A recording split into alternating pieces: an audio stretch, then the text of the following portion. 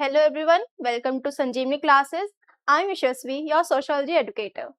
सो आज हम लोग बुक 1 पढ़ेंगे, इंडियन सोसाइटी, जिसमें हम लोग चैप्टर 2 से स्टार्ट करेंगे। बिकॉज चैप्टर 1 में इतना कुछ है नहीं, उसमें चैप्टर्स के बारे में बताया गया है, वो हम लोग चैप्टर्स में ही मेनली जान सकते हैं।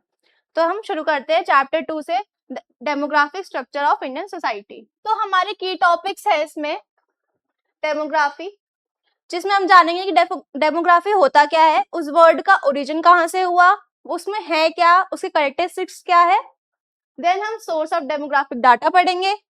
Then population growth in India, जो पॉपुलेशन ग्रोथ कैसे हो रही है इंडिया में, उसके रेशियो क्या है, उसमें स्ट्रक्चर्स क्या है, कितने लोग एडुकेटेड है, कितने अनएम्प्लॉयमेंट है, कौन एल्डरली है, कौन यंगर है, हम वो सब पढ़ेंगे।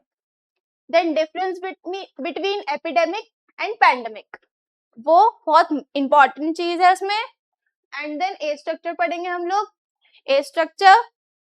Then declining ratio in India, जो रेशियो डिक्लाइनिंग इंडिया में एक मेजर प्रॉब्लम बनी जा रही है, वो उसके बारे में पढ़ेंगे, उसके कॉजेज, वो क्यों हो रहा है, रीजंस, वो सब पढ़ेंगे। Then literacy rate, urban rural distribution पढ़ेंगे। Then population policy. तो स्टार्ट करते हैं डेमोग्राफी से। Demography is a scientific study of human populations and its characteristics. तो डेमोग्राफी है वो एक साइंटिफिक स्टडी है ह्यूमन पॉपुलेशन की एंड इसके कैरेक्टरिस्टिक्स की on the earth. Then the word demography comes from the Greek words demos means people and graphy means study. तो जो डेमोग्राफी है वो दो वर्ड से मिलके बना है, जिसमें जो ग्रीक वर्ड्स है, डेमोस मतलब पीपल, ग्राफी मतलब स्टडी, मतलब पीपल की study. It studies the size growth of the population, मतलब स्टडी करते हैं हम इसमें size and growth of the population, ये किस तरीके से हो रही है, उसके किस किस एरिया में कितनी पॉपुलेशन है। It examine the distribution of people in different region, हम इसमें एग्जामिन करते हैं कि कौन कौन से रीजन में कितने लोग रह रहे हैं, कितनी पॉपुलेशन है उस जगह पे, उतनी होनी चाहिए कि नहीं। It analyses the age structure of population, इसमें हम एनालाइज करते हैं, इसके मतलब जानते हैं एज स्ट्रक्चर के बारे में भी। It studies the sex ratio, number of female पर 100,000 मेल। तो हम इसमें जब सेक्स रेशियो जानते हैं, सेक्स रेशियो कैसे जानते हैं, नंबर ऑफ फीमेल पर 1000 मेल्स, कितनी फीमेल्स है पर 1000 मेल्स पे एक पर्टिकुलर रीजन में या एरिया में। It includes factors like birth rate, death rate and migration. तो हमें अगर किसी चीज की मतलब पॉपुलेशन के बारे में जानना है किसी एरिया के, तो हमें वहां पे उसकी डेथ रेट, उसकी बर्थ रेट और माइग्रेशन के बारे में भी पता करना पड़ेगा। Demographic data helps in planning education, health care, employment and development. अगर हमें किसी भी जगह पे हमें जैसे चाहिए कोई भी वहाँ पे एजुकेशन के लिए हमें देखना है, तो हम वहाँ पे पहले उसकी पॉपुलेशन के बारे में जानेंगे। देन हम वहाँ पे हेल्थ केयर करना है तो हम उसके पॉपुलेशन को बहुत ध्यान देख के करेंगे। डेवलपमेंट भी हम उसी हिसाब से करना चाहेंगे। And employment is most important. यहाँ पे ग्राफ है, इस ग्राफ में हम देख सकते हैं कि population, percentage of population in India में 1961 में पॉपुलेशन कितनी थी। इस तरफ मेल्स की पॉपुलेशन है ये पूरी, और इधर फीमेल्स की। तो हम ये देख सकते हैं 0 to 4 years मोस्टली सेम थे, but at the age of middle male ज्यादा थे as compared to female. In also in 1981 में सेम, इधर हम देखेंगे ऐसे ग्राफ्स आ रहे हैं, इधर मेल्स है इधर फीमेल्स है, इनमें डिस्ट्रीब्यूशंस मेजरली सेम ही है, ऐसा कुछ इनमें डिफरेंस नहीं है। Next page, sources of demographics data. तो डेमोग्राफिक डाटा के सोर्सेज क्या होते हैं, जो हमें मतलब अगर डेमोग्राफिक स्टडी करनी है, अगर हमें पॉपुलेशन की, तो हमें उसके सोर्सेज भी चाहिए, हम थोड़ी ना ऐसे कोई स्टडी कर लेंगे। तो हम उसमें स्टडी के लिए सबसे इंपॉर्टेंट चीज होती है सेंसस। सेंसस होता है पॉपुलेशन काउंटिंग, जो इंडिया में 10 years में होती है around. Census is the most important source of demographic data in India. तो सेंसस है वो सबसे इंपॉर्टेंट सोर्स है डेमोग्राफिक डाटा के लिए इंडिया में। First modern census done in America in 1790। तो हम इसमें देख सकते हैं जो सेंसस थी वो सबसे पहले स्टार्ट करी गई थी अमेरिका में इन 1790। उसके बाद वो उसके बाद यूरोप ने स्टार्ट करी थी इन 80s में। Then between 1867 to 72 census began to be conducted in India by British Indian government. Most important thing जो इंडिया में स्टार्ट करी गई थी 1867 to 72 में, वो ब्रिटिश इंडियन गवर्नमेंट ने शुरू करी गई थी, इंडिपेंडेंट इंडिया ने नहीं। Regular 10-year census had been conducted since 1881। 1881 तक हर 10 years में सेंसस करी गई थी बाय ब्रिटिश इंडियन गवर्नमेंट। इसमें से क्वेश्चन बनता है 1951 India's first independent census was conducted. जो इंडिया की फर्स्ट सेंसस थी इंडिपेंडेंट इंडिया की, वो कंडक्टेड करी गई थी 1951 में। It provides information about on population size, age, sex, literacy and occupation. जो मतलब इसमें हमें जो सेंसस थी उसमें इंफॉर्मेशन प्रोवाइड करी गई थी by age, sex, literacy, occupation, किस किस का क्या है, इन सब के बारे में एक पर्टिकुलर रीजन में अलग अलग जगह जाके कंडक्ट करी गई थी census. Sample service collected data from a selected group of people. जो सैंपल सर्विस थे उन लोगों ने भी बहुत सपोर्ट किया गया था हमें डाटा कलेक्ट करने के लिए पीपल के बारे में, एक पर्टिकुलर ग्रुप के बारे में। Service help in studying social and economic condition. जो सर्विस हुए गए थे उनके वजह से हमें पता चला था कि लोगों की कंडीशन कैसी है, उनके सोशल के बारे में, उनके इकोनॉमिक के बारे में, कि वो उनकी इकोनॉमिक कंडीशन कैसी, उनकी सोशल कंडीशन कैसी है, लोग कैसे रह रहे हैं। Civil registration system CRS records birth and death rates. जो सिविल रजिस्ट्रेशन सिस्टम है वो बर्थ एंड डेथ रेट को रिकॉर्ड करता है, जिस वजह से हमें एक टाइप ऑफ ये भी वो है जिससे हम डेमोग्राफी स्टडी कर सकते हैं, सोर्स है। इसको शॉर्ट फॉर्म में CRS बोलते हैं। These sources helps the government make plans for the development and welfare programs। जो ये सोर्सेज हैं इन लोगों ने बहुत ज्यादा गवर्नमेंट की हेल्प करी थी वेलफेयर प्रोग्राम्स बनाने के लिए, डेवलपमेंट के लिए। In short this is the method used to collect information about the population. ये सीधा सीधा एक बताते हैं कि एक तरीका था बस पॉपुलेशन के बारे में उनका डाटा कलेक्ट करने के लिए, वो कितनी पॉपुलेशन है उस चीज को देखने के लिए। Population growth in India. अब हम पढ़ेंगे कि पॉपुलेशन ग्रोथ इंडिया में कैसी है। Population growth refers to the increase in the number of people in country. हमें पता करना है कि पॉपुलेशन कैसी ग्रोथ हो रही है इंडिया में, उसके बारे में तो हम इन चीजों से ही देखते हैं। It has experienced rapid population growth especially during the 20th century. हमने देखा है कि इंडिया में 20th सेंचुरी में बहुत ज्यादा ही रैपिड एकदम से ग्रोथ हो गई है पॉपुलेशन की। According to the Thomas Robert Malthus, ये है थॉमस रॉबर्ट माल्थस।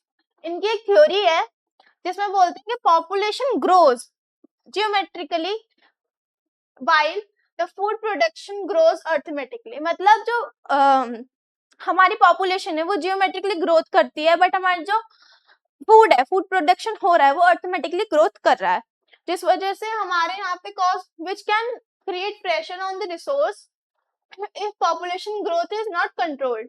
जिस वजह से हमारे जो रिसोर्सेज है उन पर प्रेशर आ सकता है कि अगर हमारी पॉपुलेशन कंट्रोल नहीं हुई। जो पॉपुलेशन है वो जियोमेट्रिकली ग्रो कर रही है एंड जो फूड है वो अर्थमेटिकली कर रहा है, जिस वजह से हमारे रिसोर्सेज पे बहुत ज्यादा असर पड़ रहा है। हम इसको देख सकते हैं, जैसे this can lead to poverty, shortage of resources and also famine can occur. हम इस चीजों को देख सकते हैं और इस वजह से हमारे जो नॉर्मल उस पर रिसोर्सेज उस पर बहुत ज्यादा प्रेशर पड़ता है, जिस वजह से हमें poverty, shortage of resources and also famine का फेस करना पड़ सकता है। In India technological advances and agriculture development have helped increase food production despite population growth. जो इंडिया है उसमें technological growth and agriculture development इन्होंने बहुत ज्यादा हेल्प करी गई है फूड प्रोडक्शन को इंक्रीज करने के लिए। मार्क्स का क्वेश्चन बनेगा difference between epidemic and pandemic diseases. तो एपिडेमिक डिजीज होती है जो पर्टिकुलर एक एरिया में फैले या एक रीजन में फैले या एक कंट्री में फैले। जैसे epidemic disease is outbreak that spreads rapidly in particular region और अ कंट्री। जैसे एपिडेमिक डिजीज का मतलब यही है कि कोई एक पर्टिकुलर एरिया या एक कंट्री में फैलती है बस। It affects limited geographical area. ये सिर्फ एक लिमिटेड जियोग्राफिकल एरिया को ही इफेक्ट करती है, ज्यादा आगे नहीं जाती, ऑल ओवर वर्ल्ड को नहीं करती effect. Example, N outbreak of dengue in a state.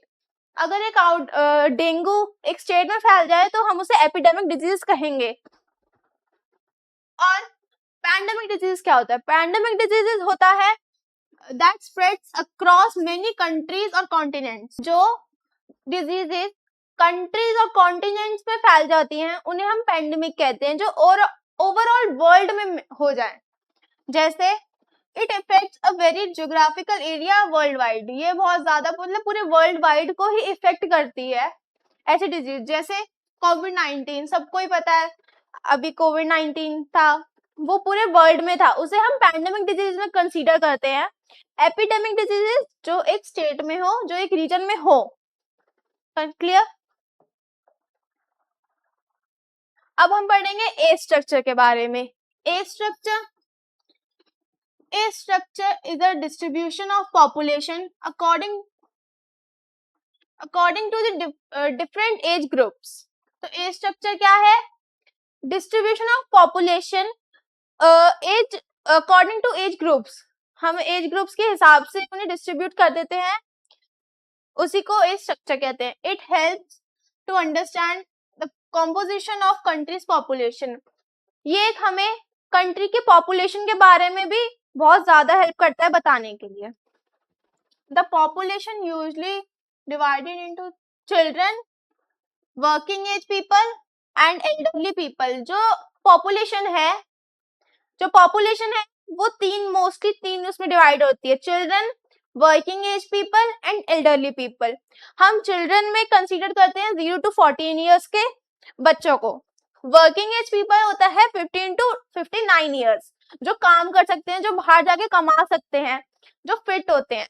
And elderly people 60 years and above people. जो लोग वर्किंग एज पीपल पर डिपेंड होते हैं उन्हें हम एल्डरली कहते हैं, जो ओल्ड है, जो कुछ काम नहीं कर सकते। एंड जो चिल्ड्रन एंड एल्डरली पीपल है वो लोग वर्किंग एज पीपल पे डिपेंड होते हैं पूरी तरह। India has large population of young people. India के पास यंग पीपल की बहुत ज्यादा पॉपुलेशन है। इट मीन्स जो वर्किंग एज पीपल है इंडिया में वो बहुत ज्यादा है। The working age population contributes to country's economic development. जो वर्किंग एज पीपल है वो इंडिया की इकोनॉमिक डेवलपमेंट में बहुत ज्यादा हेल्प करता है। An increasing elderly population creates a need for better healthcare and social program. हम देख सकते हैं अगर एल्डरली पीपल की ज्यादा पॉपुलेशन बढ़ेगी, इंक्रीज होएगी, तो वहां पे हमें हेल्थ केयर और सोशल प्रोग्राम ज्यादा बनाने पड़ेंगे एज कंपेयर टू जहां पे वर्किंग एज पीपल होंगे। Age structure helps the government plan for education, employment and welfare program. Age structure government की बहुत ज्यादा हेल्प करता है ताकि वो एक प्लान कर सके, बेटर प्लान बनाने के लिए about education, employment and welfare programs के लिए। और जो वर्किंग एज पीपल है वो लोग इंडिया में कंट्रीब्यूशन ऐसे करते हैं जैसे वो एम्प्लॉयमेंट हो, जिस वजह से कंट्री की इकोनॉमिक डेवलपमेंट इंक्रीज हो।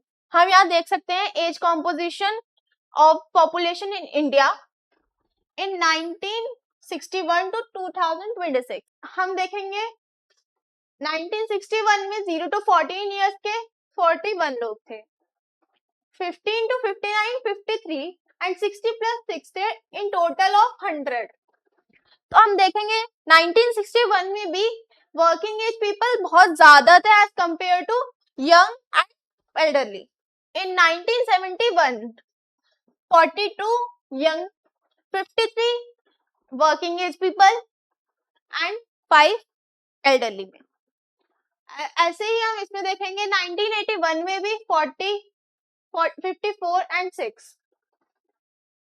देन अगर हम अब 2026 का डाटा देखेंगे तो हमारे उसमें जो यंग चिल्ड्रन है वो 23 है एंड 64 वर्किंग एज पीपल है एंड 12 एल्डरली पीपल। तो हम देख सकते हैं कि जैसे जैसे पॉपुलेशन इंक्रीज हो रही है वैसे ही तीनों में चेंजेस आ रहे हैं। Declining sex ratio in India, ये सबसे मेजर प्रॉब्लम है इंडिया में, डिक्लाइनिंग सेक्स रेशियो, जिसमें मोस्टली फीमेल कम होती हैं as compared to males.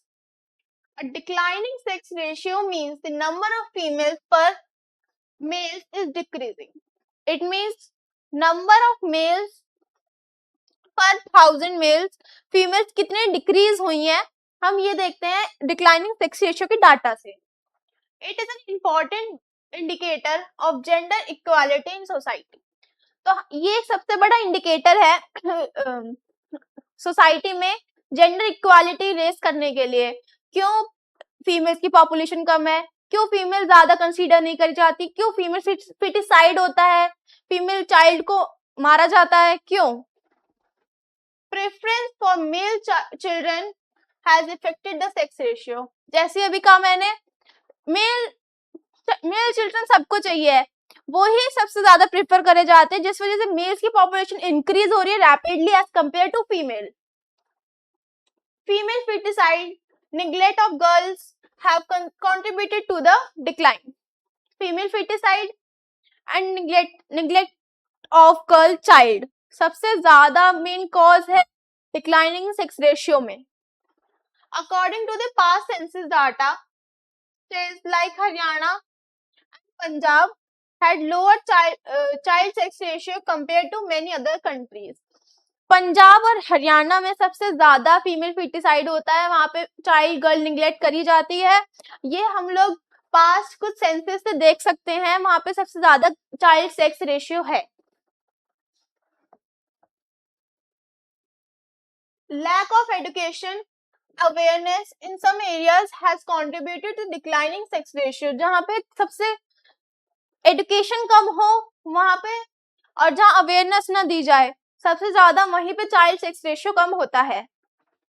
Government initiatives like बेटी Bachao Beti Padhao aim to improve sex ratio. Government ने अपने इनिशिएटिव स्टार्ट करे गए ताकि हम फीमेल्स को बचा सके, फीमेल चाइल्ड्स को बचा सके। लाइक उन्होंने एक प्रोग्राम स्टार्ट करा बेटी बचाओ बेटी पढ़ाओ, जिसमें हम लोग फीमेल जो चाइल्ड थी उन्हें बचाते थे और उन्हें आगे एडुकेट करने के लिए सपोर्ट करते थे। Also improving women's education, healthcare and social status can help achieve a balanced sex ratio. अगर improvement in female education, healthcare and social status, अगर इसमें इंक्रीमेंट होगी तभी हम अपना चाइल्ड सेक्स रेशियो को बैलेंस कर सकते हैं। Declining sex ratio in India 1901 to 2011 तक का इसमें डाटा है। तो ये डाटा आप लोग अपनी एनसीईआरटी बुक में देख सकते हैं पूरा। लिटरेसी सबसे इंपॉर्टेंट चीज है। अगर अपना कंट्री को डेवलपमेंट करना है कंट्री में, तो सबसे ज्यादा हमें लिटरेसी रेट को इंक्रीज करना पड़ेगा।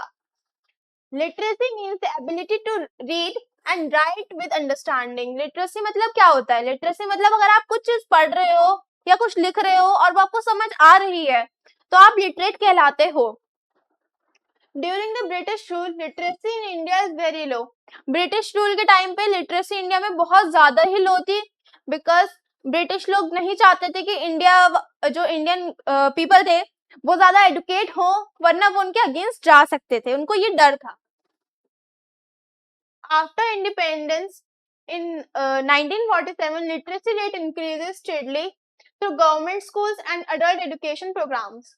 इंडिपेंडेंट के बाद 1947 के बाद इंडिया में लिटरेसी रेट इंक्रीज हुआ ड्यू टू गवर्नमेंट स्कूल जो बच्चों को पढ़ाता था, जो हेल्प करता था उन्हें एडुकेट होने के लिए, उनको आगे बढ़ने के लिए, and also the adult education programs जो गवर्नमेंट के थ्रू चलाए गए थे, जिस वजह से जो अडल्ट लोग थे उन्हें पढ़ाया गया था। Literacy rate has increase steadily through schools and adult. ये 2 बार क्यों है?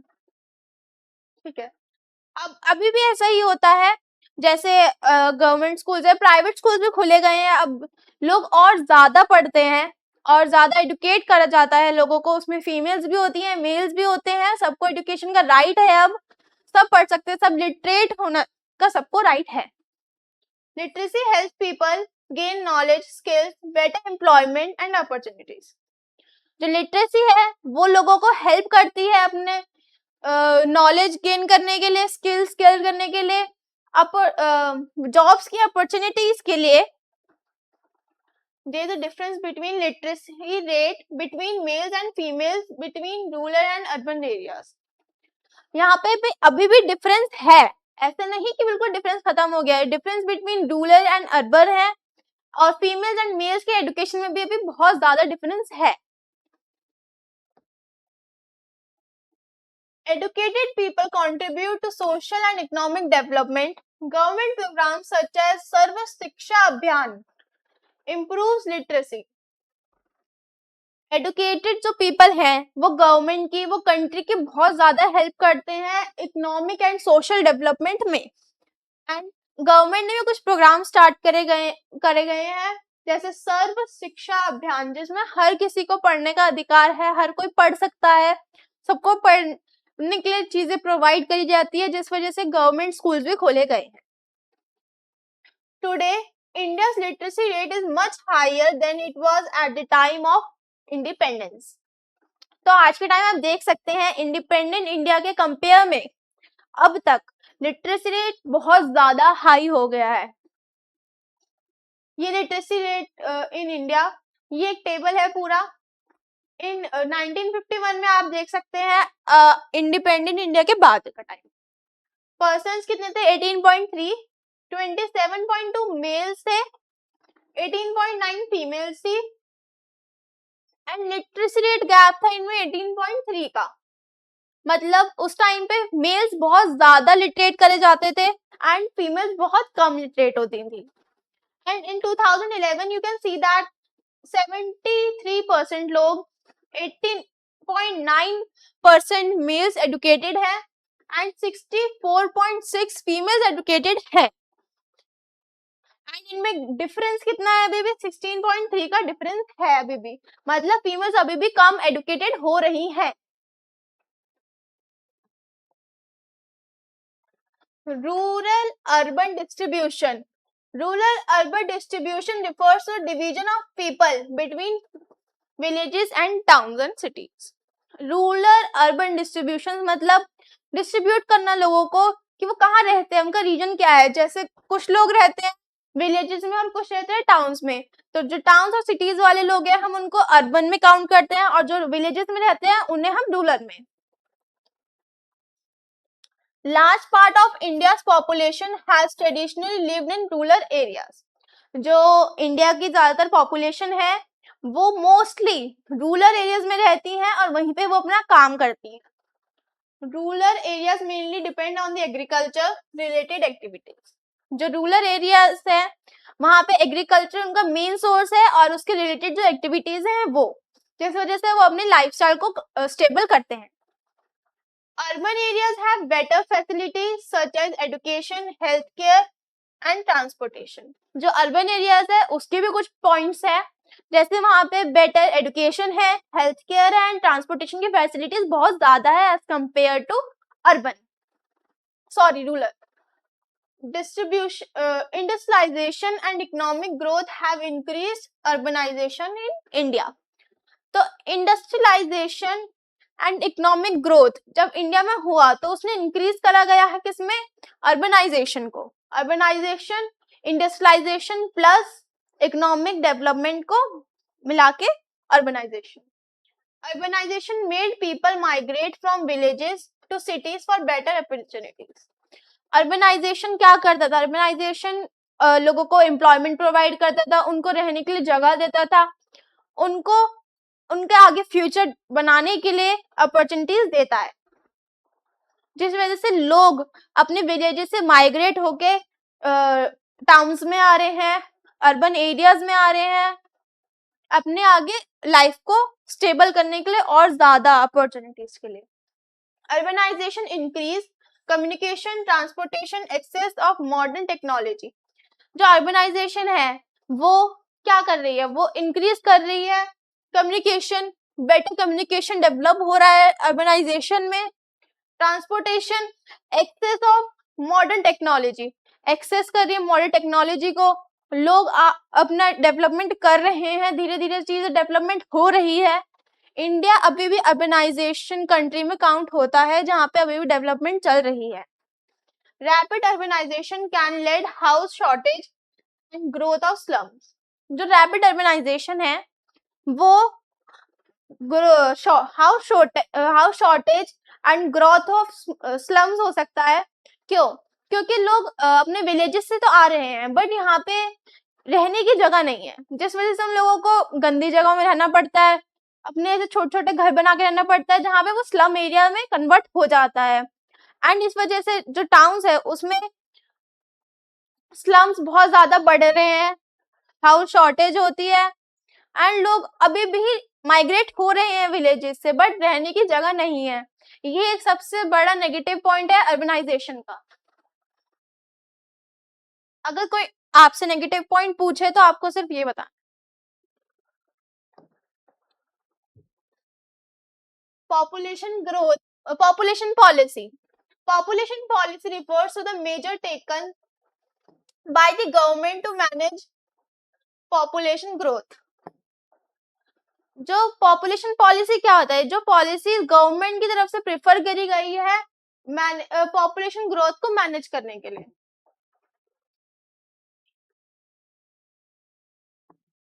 India was the first country to launch national planning.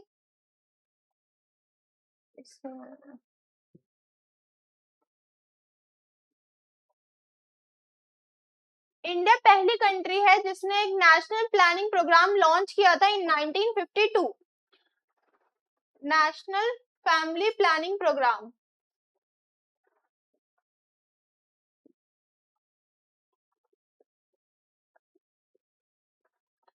India पहली कंट्री है जिसने 1952 में national family planning program start किया गया था। ये सबसे इम्पोर्टेंट है, इस पे क्वेश्चंस बनते हैं, पूछा जाता है कि इंडिया मतलब फर्स्ट कंट्री है कि नहीं और कब स्टार्ट किया गया था।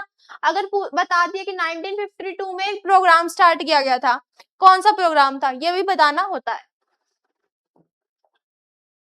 Policy aim to improve the quality of life. The policy aims to improve the quality of life of people. जो पॉलिसी थी पॉपुलेशन पॉलिसी, वो चाहता था कि लोगों की लाइफ इम्प्रूव, उनकी क्वालिटी लाइफ की बहुत ज्यादा इम्प्रूव होए, लोग अपना समझे कि पॉपुलेशन ग्रोथ कंट्रोल करना भी एक सबसे ज्यादा इम्पोर्टेंट चीज है। It promotes family planning, responsible parenthood. इसमें मतलब प्रमोट किया जाता है कि फैमिली प्लानिंग कैसे करनी है, पेरेंटहुड कैसे अपने आप को रखना है, कैसे बच्चे रखने हैं पूरी तरीके से। It seeks to reduce birth rates and control rapid population. इसमें इसमें एक मतलब मेन इसमें ये था, एम था कि हमें reduce birth rates and control rapid population. तो हमें बर्थ रेट पे ध्यान देना चाहिए और उसमें जो पॉपुलेशन एकदम से रैपिडली इंक्रीज हो रही है उसे कम करना है। The policy focuses on material and child care health. इसमें जो पॉलिसी थी वो चाइल्ड केयर हेल्थ पे एंड उसकी मटेरियल थिंग्स पे, उन सब पे फोकस कर रही थी कि चाइल्ड केयर कैसे हो रही है, हेल्थ केयर कैसी है उनकी। बच्चे नॉर्मली ऐसे हो रहे थे जो थोड़े माल न्यूट्रिशन की कमी थी जिनमें, इस वजह से ये पॉलिसी शुरू करी गई थी। It helps achieve sustainable development and better use of resources. इस वजह से इंडिया में एक सस्टेनेबल डेवलपमेंट इंक्रीज हुआ था और रिसोर्सेज का बेटर यूज स्टार्ट करा गया था। ये एक प्लस पॉइंट है इसका, पॉपुलेशन पॉलिसी का। सो चैप्टर खत्म हो चुका है, अब हम बस इंपॉर्टेंट क्वेश्चंस देखते हैं अपने। What is democracy? डेमोक्रेसी क्या है?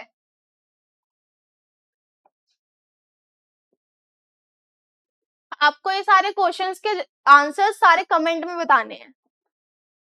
Explain the importance of the census. Census जो होती है मतलब population counting as per 10 years में जो होती है उसके इम्पोर्टेंट क्या है, वो क्यों जरूरी है, हमें क्यों पॉपुलेशन काउंट करनी पड़ती है पर 10 इयर्स में एक कंट्री के अंदर। What is sex ratio, why it is declining in India.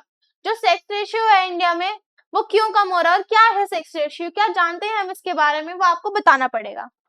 Explain the age structure of Indian population. जो इंडिया की पॉपुलेशन है उसके एज स्ट्रक्चर के बारे में बताना है, वो पूरी तरीके से आपको बताना है कि उसमें कौन कौन से 3 पार्ट्स है, कौन किस चीज में डिवाइड कर रखा है एजेस के थ्रू, वो सब कुछ। What are the major impacts of urbanisation. Urbanisation का क्या इम्पैक्ट है, अर्बनाइजेशन क्यों करा गया, किस चीजों से हुआ, उसके क्या क्या इम्पैक्ट्स है, प्लस पॉइंट्स नेगेटिव पॉइंट्स, सारे पॉइंट्स आपको बताने पड़ेंगे। एंड अब खत्म हो गया है, तो thank you for watching and please subscribe this channel and like share and comment also, and अपने दोस्तों को भी भेज देना। नेक्स्ट पार्ट जो नेक्स्ट चैप्टर है वो लोग हम जल्दी लेकर आएंगे एंड प्लीज हमारे साथ जुड़े रहिएगा। तो थैंक यू, बाय बाय।